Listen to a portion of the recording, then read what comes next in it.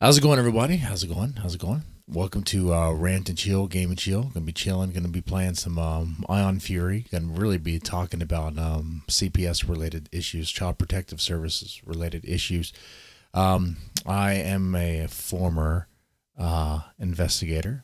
I used to be I was an investigator for yeah, Family Protective Services, or CPS, Child Protective Services in Texas for 7 years. 7 years. So what I'm going to tell you is from obviously my experience as a worker and my perspective on it also as a parent. I'm not a lawyer. What I'm going to tell you is not legal advice or anything like that.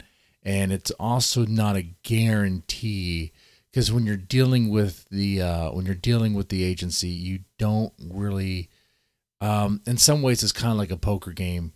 You don't always know, but chances are, but depending on the certain circumstances, like what I'm going to tell you will probably help you out. All right, so what we're going to talk about is we're going to talk about when CPS calls you. You receive that call from Child Protective Services. What next? Like, what do you do? Like, how do you handle that? Do you get a lawyer? Lawyers are expensive. Do you need a lawyer? It's totally your right. Now, should you be precautious? Should you be defensive? Should you be cooperative? Should you shut it down? Should you hang up? Should you avoid? What should you do? Ultimately, you will do what you decide to do is best for you and your family. And when I give this information, I hope that it's not used by people that are actually, creating an unsafe environment for their kids, because that would be unfortunate. This is for really for families that are doing everything right and mean well, and maybe it's just a circumstance that just maybe the report was created because of a mandatory reporter was required by law to create a report based on things that they have heard but not have seen. And if you have kids, sometimes our kids say some really dumb things, especially if they're trying to impress others. Or they may say something correct, like, my dad whooped my ass or my mom whooped my ass. But an ass whooping might mean one thing with the family, but means something else when a teacher hears it, especially if they are a Karen. In the state of Texas, it is legal. It is absolutely legal and the parent's right to discipline with corporal punishment or physical discipline, spanking. That is totally their right. A cop can't even stop you, cannot stop you, at least by law. They cannot stop you if you were to beat your kid's ass right in front of them. Now, the cop might choose to be a hero in that moment. That would be dumb because that's your right. But I don't think a cop in Texas would interfere with that anyway. What they'll probably do is let them know, hey, if that continues, you're going to have to call CPS. Come on now. Come on. All right, so we'll talk about that and play some Ion Fury and stuff like that. And I'll be open for questions. If you guys have any questions related to this, I will be taking shots. $10 donations or whatever you want, because I'm unemployed now, so everything helps. Anything helps. Your support does help a lot. So let me get the game going and see if that works just fine. How are you guys doing, by the way? How are y'all doing? Am I coming clear? Are you able to hear me just fine? I hope so. I hope so.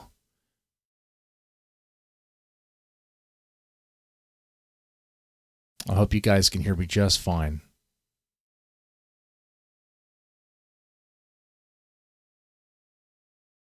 All right. Ion Fury. Oh, I got to make sure you can see the chat too. That's very important. Chat is super important. Chat is extremely important here. It's vital that I'm able to see the chat, And don't be a stranger. Feel free to say something. You can ask me anything. All right. Let me switch my OBS stuff here. There we go. That's our game. That's our game.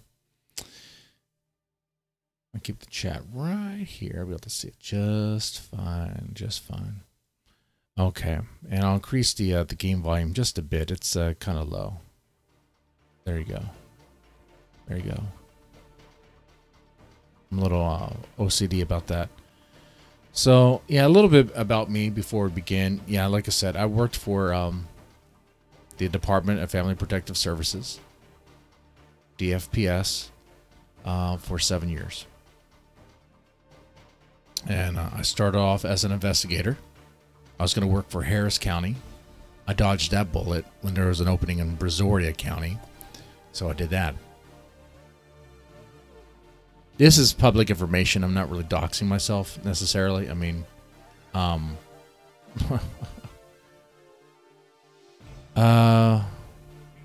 besides, it's old news now since I no longer work there, and my job can't. I can't lose a job if you don't have one, right?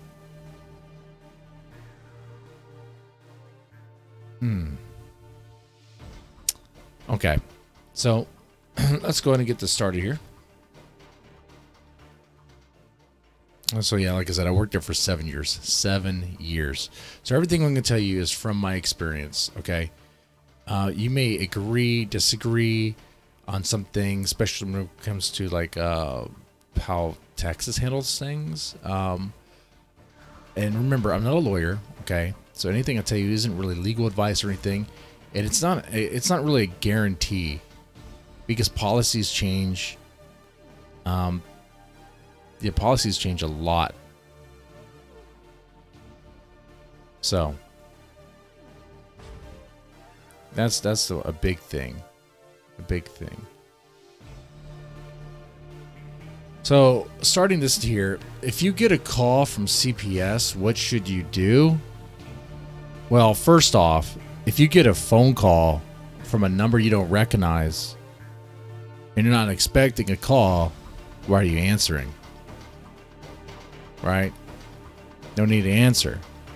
You're not expecting a call. Why are you answering the call? That's how I operate. I don't just pick up any number anymore because usually they're spam or scam and whatever nonsense that I just, you know, not too interested in.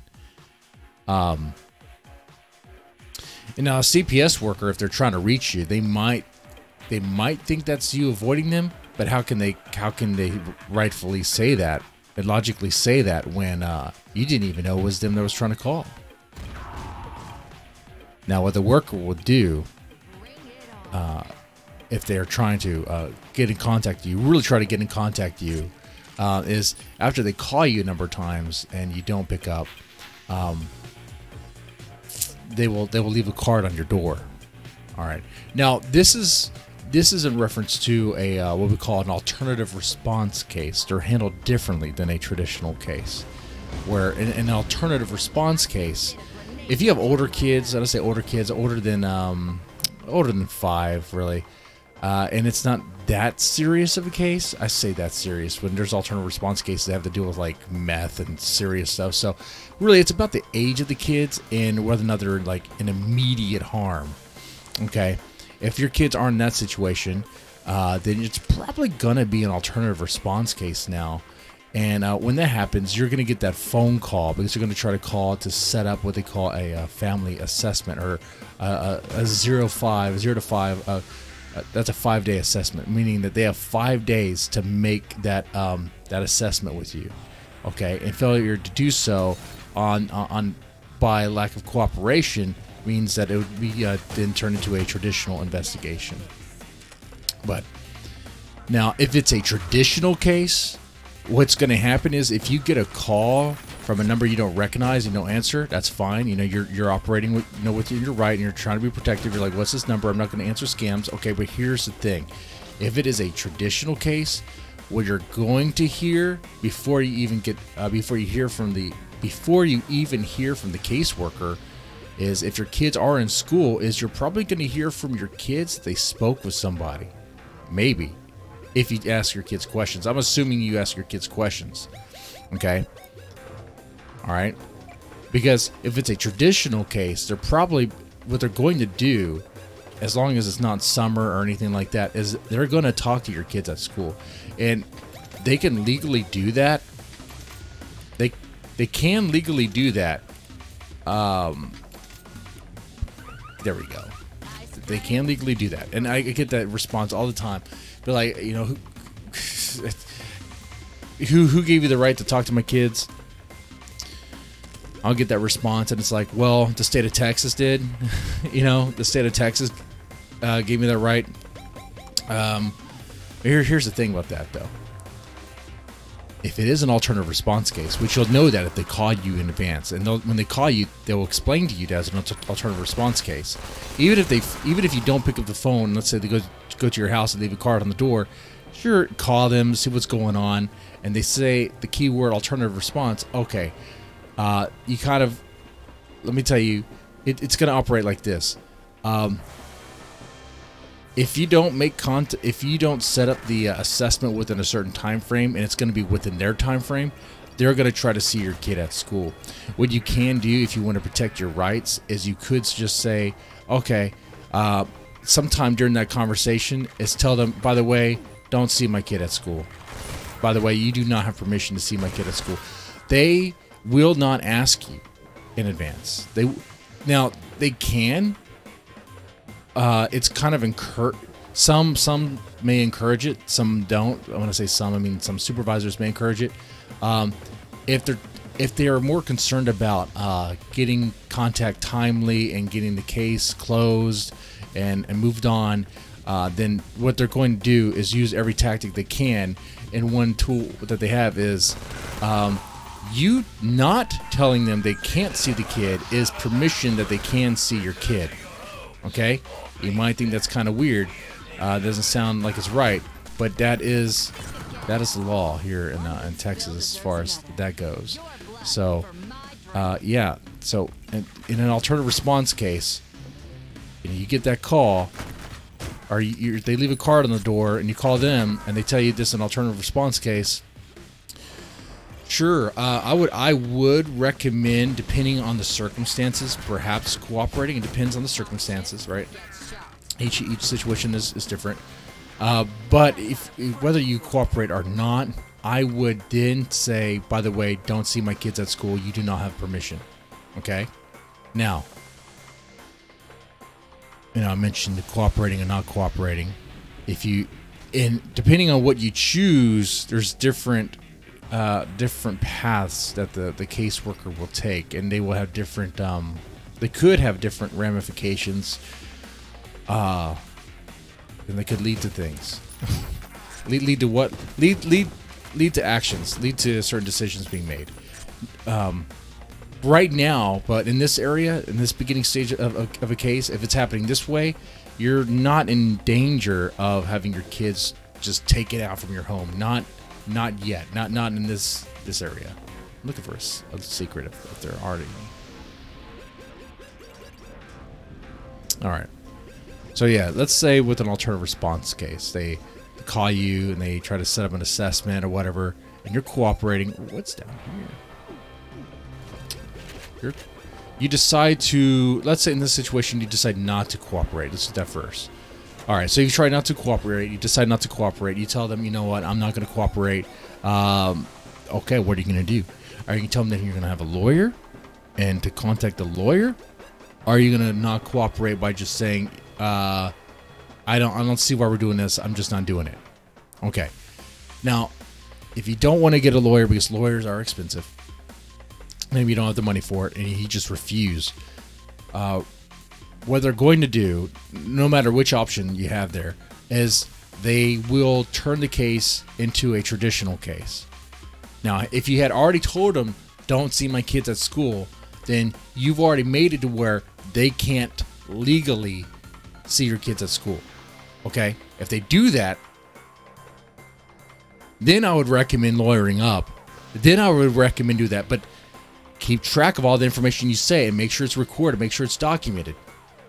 Because what could happen, it's very much a possibility, depending on what sort of caseworker you're dealing with and what the supervisor is. Even if you tell them, don't see my kid at school, they could be slimy.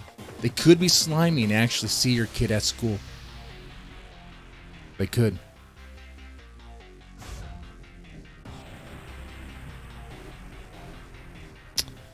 And that would be bad, right? I think we could all agree that would be bad. I think you'd be mad about that. I think everyone would be. But for most cases, as long as the caseworker is following policy, they will go by that, and they're not going to see your kid at school. So in this circumstance, we're going with, in this situation right now, we're going to go with what? You don't have a lawyer, and you said no, and I'm not going to cooperate. You made it clear you're not going to cooperate. Okay. Well, if you said you're not going to cooperate, and we're going to go with they can't see the kids at school because you told them they can't, then they can only really then, at that point, go for a court order, what they call an order to aid here in Texas, where they can try to request an order to force you to force, I guess, to be court ordered to see the kids, to talk to the kids. Now, this may be granted, it may not be granted. It all kind of depends. No, it all really depends on what the caseworker has as far as what's in the intake, in the report they receive. See, and you do not have access to that. You're not going to get to see that report, that intake. You're not going to be able to get to see that until after the case is done. So you have no idea what is in their card, what is in their hand. You have no idea. It's very much like, let's say, poker, like Texas Hold'em. Like, you don't know what's in their hand. Like, what if it's just a fluff? What if, like, you know, your son was talking about how their dad whooped their ass, or maybe their mom whooped their ass, and really what it was, the mom, you know, used the chongla, okay? And that happens, and that's legal here in Texas. You can do that. But that was a report. And let's say, yeah, you refuse. You say you don't see my kid at school. At that point, did you try to go for a court order? Depending on how it's written in the report, depending on the evidence, how many facts they have, if they have any facts, depending on who the reporter is. If the reporter is anonymous, it's going to be like easy. But what they have to do then is present the case to the judge to see if they can get that court order. Here's the other thing too about reporters. I got this question quite a bit. Is who reported the case? Well, I can't tell you who reported, and that's true. Like, it's confidential. The reporter is, and according to the law here in Texas, like, if a caseworker was ordered to, let's say, on the stand by a judge to reveal the reporter, the caseworker actually has the right and should question the judge's decision there. It's like, no, like, Your Honor, do you realize we're talking about revealing the reporter? Because a lot of people don't like that because with anonymity, people can hide behind that, right, and do some stupid stuff, right, to get to a log or to, like, things out of spite. And that has happened. I worked in many cases where that was what was happening there, but it's meant for, like, legit situations to protect the identity of the reporter, so no ramifications are done on their, done to them, so there's no consequences in case a family member of the family that was reported on decides to try to fight back or whatever, try to hurt them in some way, to threaten them, to retaliate, I should say. Okay. So, yeah, so that's regarding the reporter. Yeah, you don't get access to that information. And the reason why that's important is because we're now in the part where you decided to not cooperate. You told the worker not to see your kids at school, and we're going to go with the worker was honest about that, and is a worker that follows policy in that regard. So, okay, So now they're trying to get an order to aid from the judge. Now, this, of course, there's other factors here, like who is the judge? There's other factors like how is the judge feeling that day? That's very important. That is extremely important there, because the judge could be in a good mood or bad mood. And that's more important than you might think.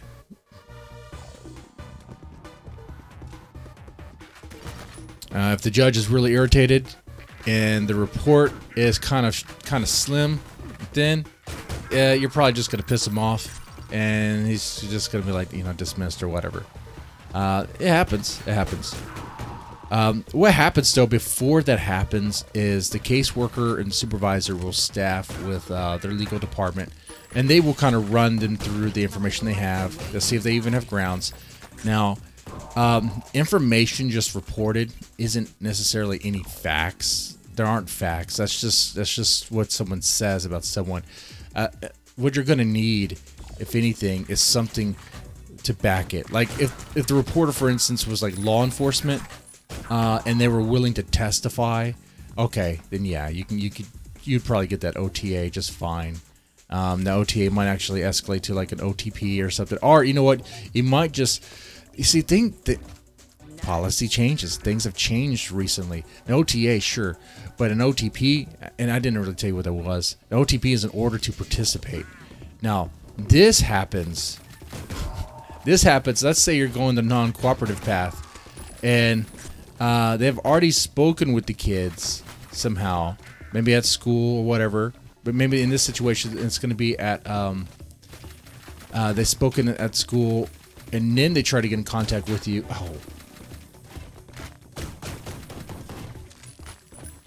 And then they try to get in contact with you, but they already talked with the kids. And let's say your kid said some things they were kind of concerning. Maybe, dad drinks a little too much beer or something. Something that could be like, from a kid's perspective, be like, I don't like it when my dad drinks. And we were all there when we were kids, or a lot of us were. Like, I didn't like it when my mom drank or my mom smoked cigarettes. Was it that big of a deal? No. Hindsight, no, it wasn't at all. No issues there.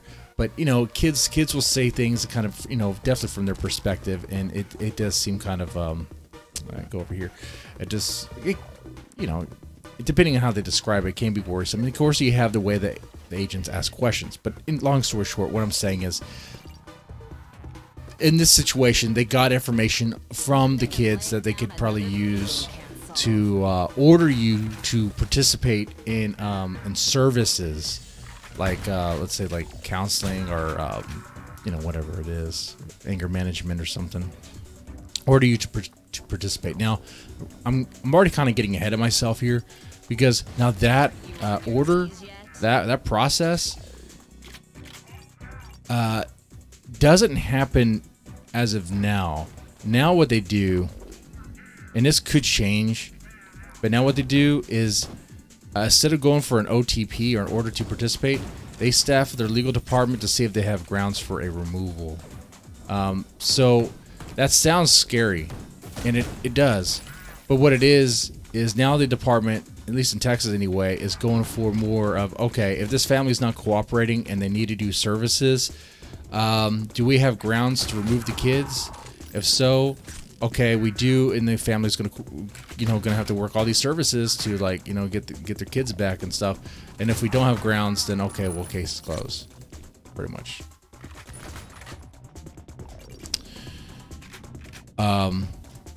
Now, like I said, starting this is like, this information is really for parents, families that are doing things right, that are just getting caught up in a case out of spite. There's a lot of spite cases that happen.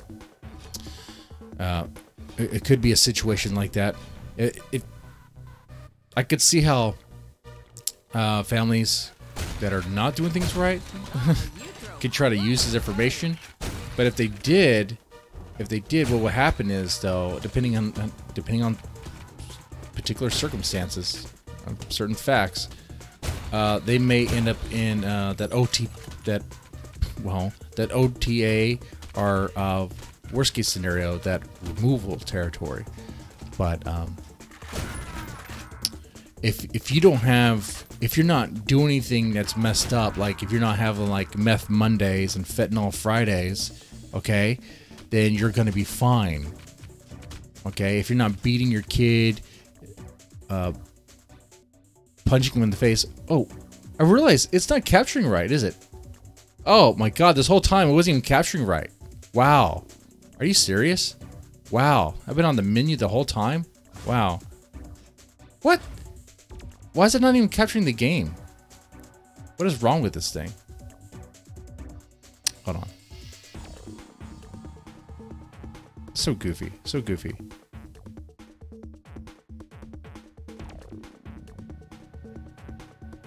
Wow. That's crazy. That is crazy. This whole time, I didn't even notice that. Wow. Wow, it's so crazy. There we go. Wow. Well, I'm going to repeat my whole thing now with something on the screen that you can see. That's embarrassing.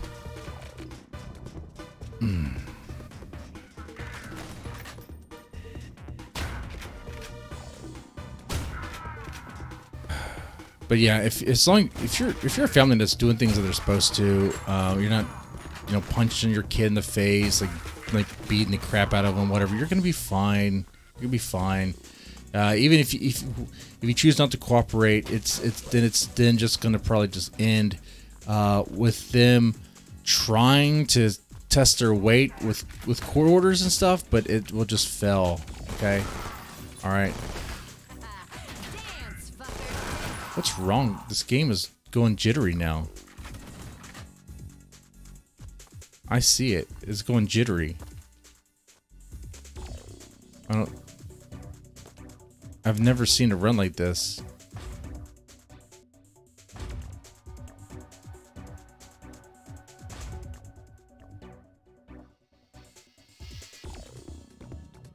Okay.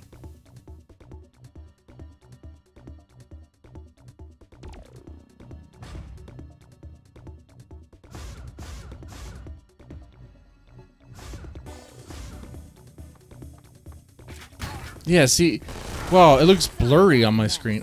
On the it's captured fine, but it looks, when I move around, it looks so like crazily blurred, like I'm drunk or something. I can't really explain it. That's the way the game looks. When it's doing this. I wonder what's going on there.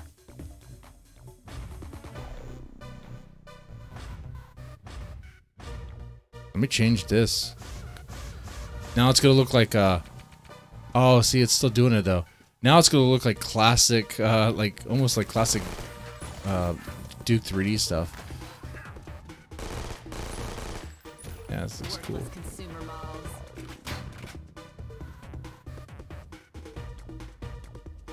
Let's see. I think I know what to fix it. Oh, still no.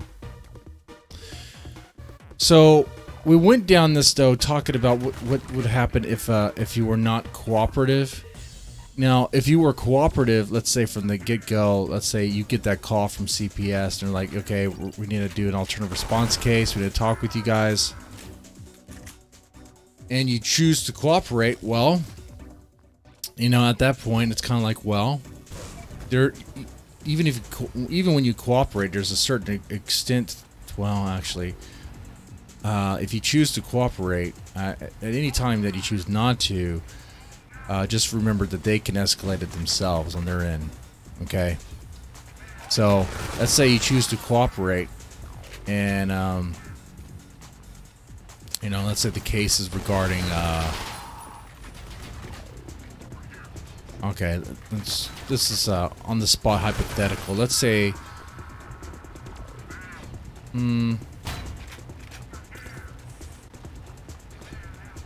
let's say the safety concern was about discipline. Okay, this is serious. This is a real case that I had where I get this. I used to get this quite a bit. Where the concern is about discipline, but it's that the dad yells at the kids. the dad yells at the kids too much, and they're trying to say like emotional abuse or whatever because the kid's feeling sad or seems withdrawn and sad at school. This is real stuff. Like that's a real report. The kid seems sad and withdrawn from school. Okay, well that right there is like, well, what's going on at school? Is he being bullied and stuff? I mean, what is? It says he's sad and withdrawn at school, and you know, it says his dad yells at him. Well, what is he doing? Is he doing his work? You know, or is he doing his chores? You know, what's going on? You know. But let's say, okay, you choose to cooperate. It seems like a simple thing. They want to talk to you about this. But then, like, during the assessment or whatever, let's say they decide, like, something happens and they decide to, like, ask you to take a drug test or something. And you were at like a Willie Nelson concert not too long ago, and you smoked a doobie at a Willie Nelson concert. Who doesn't do that? Now the kids weren't with you, obviously. The kids were at the grandma's or whatever.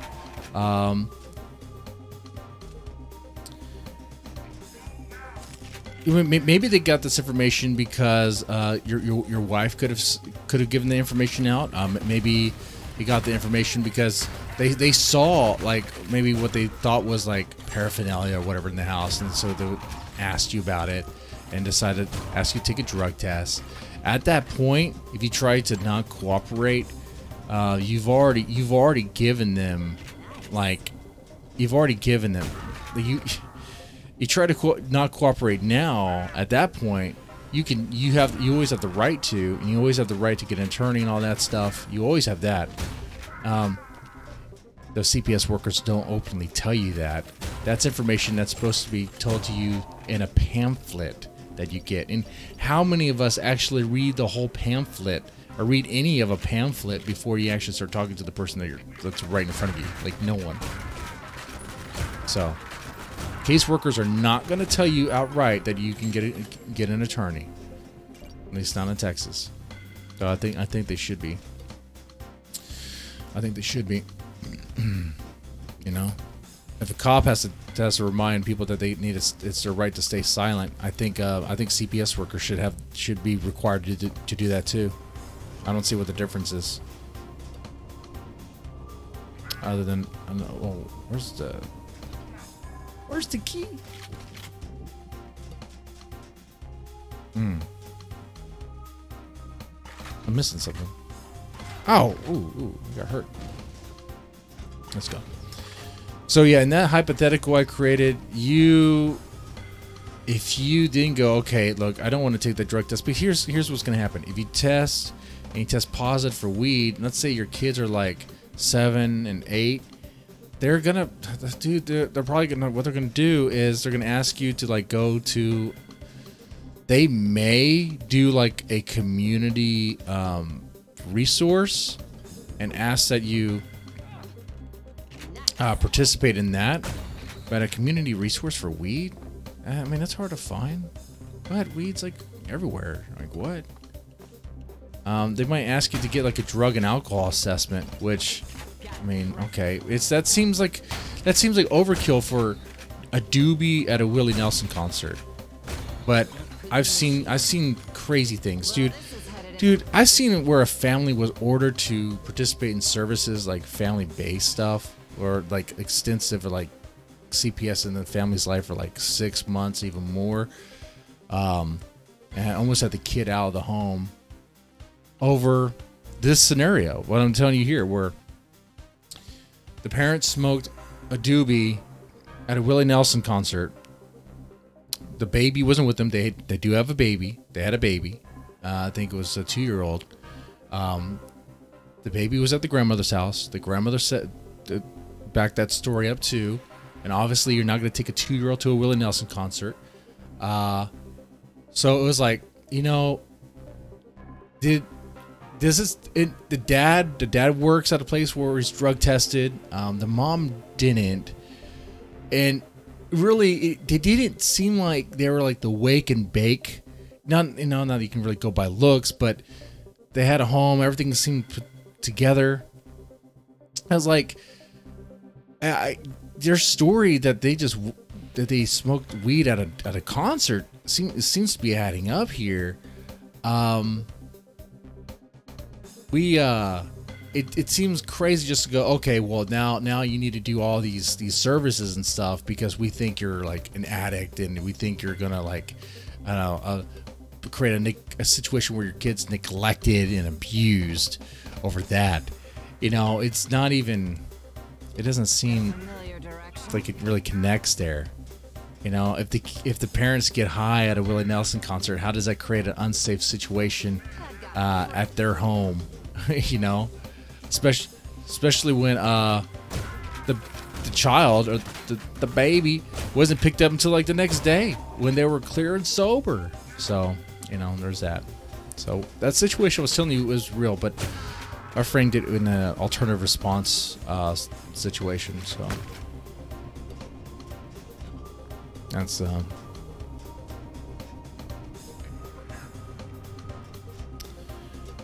it's really unfortunate that it didn't record like the first part of this game here. So I was just looking at a menu, clearly playing but not playing. So that sucks.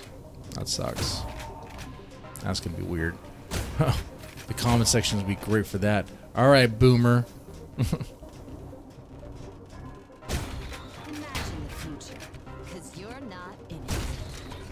Oh man. So yeah, if you decide to cooperate at any time, you don't cooperate, things can escalate. And once you cooperated and you decide not to cooperate, it actually makes it kind of worse, I think, because then you tell them, okay, wait. You were friendly with us, you were cooperating with us, but now you're not. Okay, we have something here. There's something going on. All right, like you didn't fold. You didn't fold in the beginning. Okay, you waited until the cards were revealed. Okay, cards were revealed. The first 3 cards were revealed, and then you fold. Oh, it's like, okay, well, which one of those things was the issue? Why are you folding now? What's going on? And they may try to escalate it. At that point, I'd be concerned.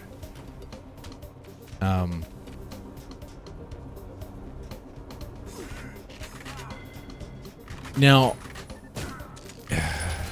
like I said, I don't want families that are actually like the families that are piece of crap and just don't care about their kids and create like home environments that are just absolutely trash. And there's families that do that, man. Dude, there's families that dude, like you see things that you realize really, like, you should be required to have a license to be a parent. Like it should not be like, oh, anyone can just have a kid. Like it should be like you have to pass some classes or be certified or something. Okay. Problem is, that could lead to like eugenics, I guess. But the thing is there's horrible, shitty parents out there that will just like, they will literally let their kids sleep in cat litter and poop and live in a roach infested home and not give 2 shits. Dude, there was this home in well, I can't name the town, I suppose, that was so bad. And we're talking teenagers, 16, I think 15, 15 and 16, or 14, 16, either way, a brother and sister. And the house they lived in was absolute crap. It was a shithole. And I mean this, like, it was like that because of the parents, though. It was like that because the mom and dad, apparently they were trust fund. They were these trust fund couple in the small town. Everyone knew who they were, and trust fund. No, they won like the lottery or something. So they had some expensive stuff, like expensive like cars in the driveway. The problem is they were also hoarders. In this house, it had bags and bags, and I mean bags. I'm talking garbage bags, black, hefty garbage bags filled with all sorts of stuff. trash, beer cans, liquor bottles. Surprisingly enough, a Nintendo, several Nintendos with Nintendo games. Dude, during that visit, I'm looking at the stuff, I'm kind of horrified too. I'm like, dude, this is a crime. Like I used to collect that stuff, and it's just in the trash.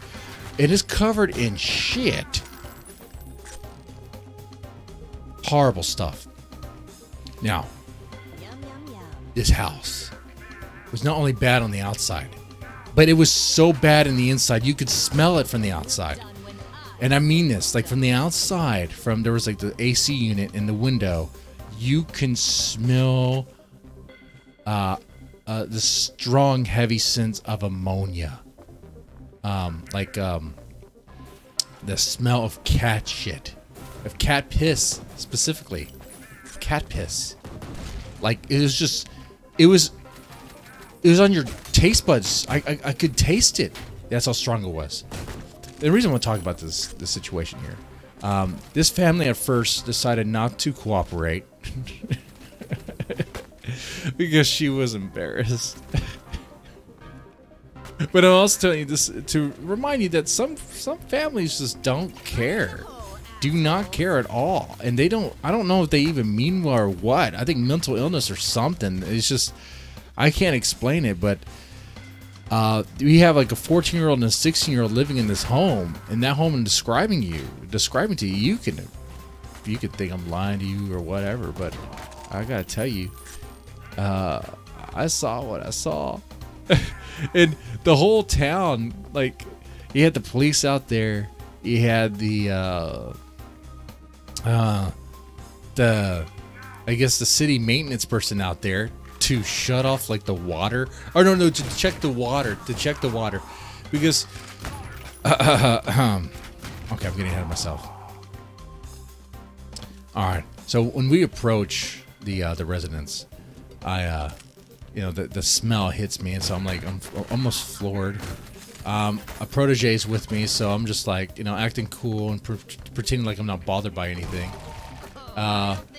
We knock on the door, and dude, this landwell of a woman answers, and she looks bad. She looks bad, like a big old girl. All right, and I'm not making fun of her weight, but she had only he got like a spaghetti strap top, very loose, and no bra, and just it was like, it wasn't like big titties, it was like just fat and rolls, but there was all these stains and stuff on her chest and shirt. Her feet, I know normally when you describe someone, you're going top down. I'm jumping from their face to her, I guess her chest to her feet, because that's what I noticed there. Her feet were dark or black, not like diabetic, like they're like, I don't know, losing circulation. They were black and dirt and grime, pet feces. She stepped in pet feces. I'm not making any of this up. She stepped in pet feces. Like when she greeted us, that's what she stepped in, and it was sick. It was sick. But this was a mom, and she thought, I got information from her. I got her to eventually cooperate by me just asking her to and talking to her. But at first she was defensive. First she was like, "No, you're not coming inside." Because I told her, like, we have safety concerns about the condition of the home. Okay, we have safety concerns that the home environment might actually be present a safety hazard to the kids. It was what you call physical neglect. And as I was telling her this, it's like, I mean, you smell this, right? I mean, you see that I mean, I could tell that there's situations here, you know, it's not that good. She got all defensive. Oh, you're saying that my house is messy, blah blah blah. You know, she tried to be all like defensive, I guess. But you know, I talked her into it. I really did. Like, law enforcement was there, but they weren't really helping. They're just kind of being dicks about it. I was like, look, if we're gonna get this woman, this mom, to cooperate, like, we're gonna have to talk to her. I'm gonna have to talk to her in a way that she's gonna think I'm like on her side, and I'm gonna help her. And that's what you do. That's what you do as CPS, right? That's what you do. I'll be like, look, man, look. No, yeah, we are here because there's concerns about the home environment, and I don't want to pick on you. I don't want to be that guy. I don't want to be mean. You know, sometimes we have bad days. Sometimes things get out of hand. I totally understand stress and other factors. I just need to understand. I need to ask you some questions. I just need to understand what's going on here. Okay, all right. I'll take it one step at a time. Just take it one step at a time. I just want to know what's going on. Eventually, she decided to cooperate. But at first, no, she was adamant. She was adamant that she was not going to. Man, that was bad. That was bad. I went in the home. We eventually got access into the home, but she granted us access. CPS workers can't just go into a home. Like, you have to be given permission. You know, and on that, even when there's a court order, let's say a court order to aid, let's say you have an order to aid, and it orders you to see the kids. You know, with that order, parents can still be kind of squirrely about it and be kind of guarded with that, and it would still be in the right. So what I'm saying is, there were situations where we would have like an order to aid, and be like, okay, we get to see the kids now, and the parents will literally be like, okay, let the kid go outside or to the window or to the door. Be like, okay, you saw my kid now. It was like, he's not talking to you, and the boy's just not going to talk to you, or the girl's not going to talk to you. At that point, you're kind of in the situation where, like, well, what do you do? At that point, you can only really staff for a removal, and good luck, you're not gonna have grounds for it. You got no interview with the kid, with the child. Good luck. You're gonna have to wait for the next intake.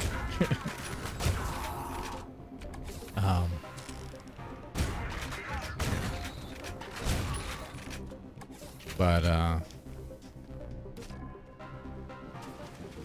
need it. There we go. My health's low.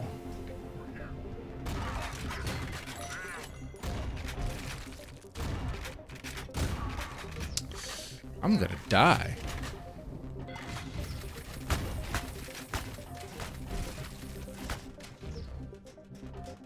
Now, let's see. I'm trying to keep track of all the different ways you can go about this, because going back to when CPS calls you, when you get that call, you know, I was telling that story about the specific situation to kind of show you what happens when you don't cooperate, but also kind of show you that there are some shitty parents out there that just are not helping their kids at all.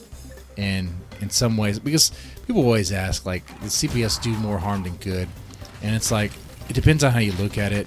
I mean, yeah, sure. I mean, there are cases that are very invasive. There are definitely some bad moves made, bad decisions made, overreactions, sure. But also, are there situations where parents just do not care about their kids? Yes, that happens too. And dude, in that house was horrible. There was feces all over the floor, like animal feces. Cats. They had like 8 or 9 cats in there, and they would just piss and shit on the floor. The bed where the kids slept had like cat shit on it. And they slept there. They slept there. What was the mom doing? The mom, she wasn't working. She doesn't work. She doesn't have a job. She got that lottery money, right? She got that lottery money. She don't have a job. What's the husband doing? He ain't working either. He's watching TV and drinking beer with a friend. I was like, oh great. Oh great. We got a flock of seagulls over here. This is gonna be freaking wonderful. This is gonna go well.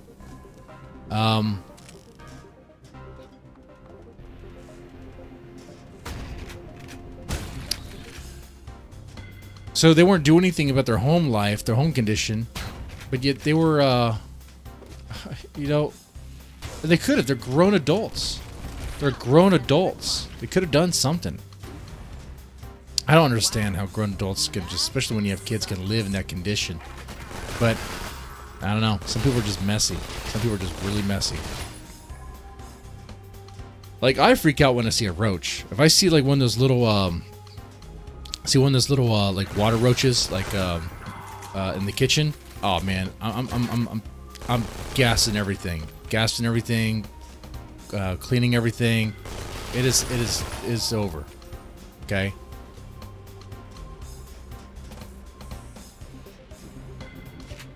But some people will just live in filth. And in this particular case, I mean, we're talking about teenagers. They could have helped clean the house too. It's kind of like, what's going on, dude? Laziness is just, it must be genetic.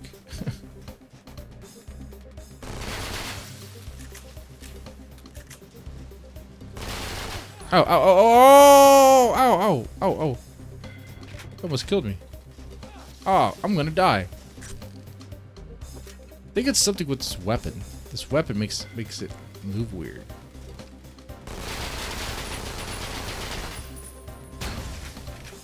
The screen's moving weird.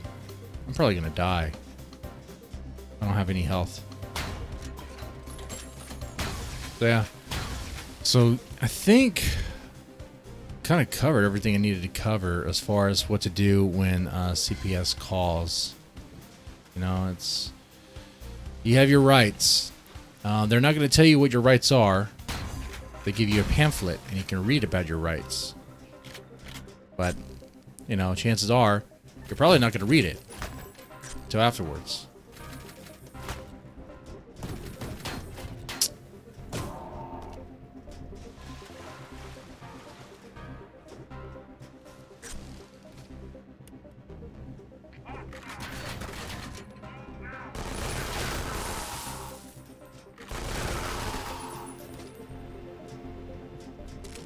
Alright.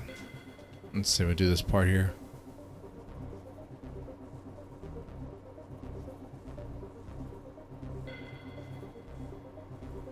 Oh, I'm buffering. Looks like I'm buffering. Of course I am. I'm always buffering. Oh, man.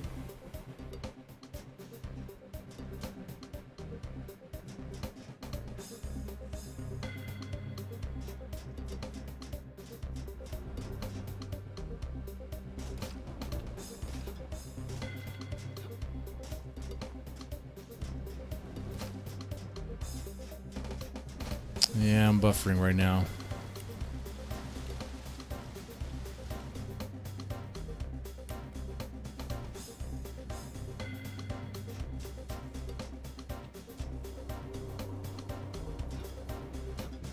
Oh, come on. That's stupid. Why did I mess up the jump again? Well. Play around with some vents.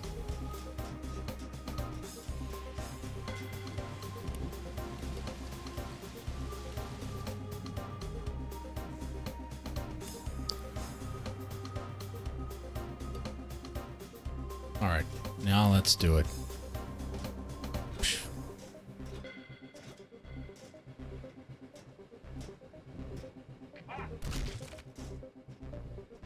This isn't really the type of ventilation I specialize in. Whoa! That's gonna kill me. That's gonna kill me. Oh! Oh! I'm dead. I'm dead. Oh, man.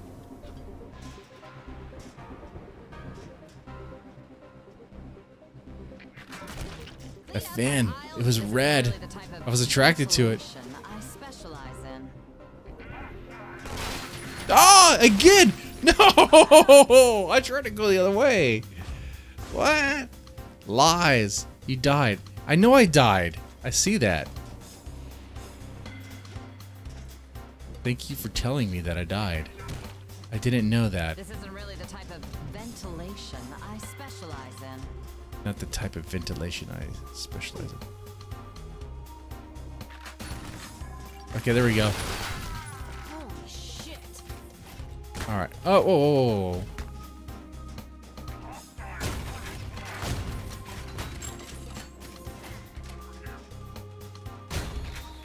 Alright. Oh, man. Oh, I'm gonna die again. Someone here is gonna kill me. This kid. Oh, I'm dead. Alright, I think we're good. I think we're good. Alright. Yeah, I think I'm gonna sign off here for the night.